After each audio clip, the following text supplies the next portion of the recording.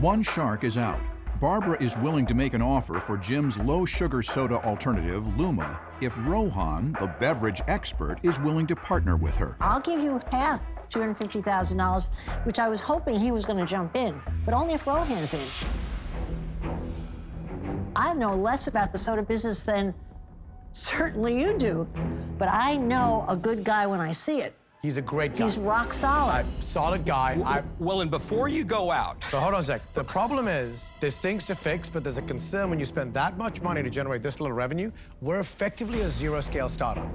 So my point, Barbara, and this is my word, Your point should be get a really good deal. Take advantage of myself. Why would I want to put money in and go to a company that's just starting from scratch? Because you have a little bit of a head start. That's why. And you have a great guy here. I could create this probably in 60 days.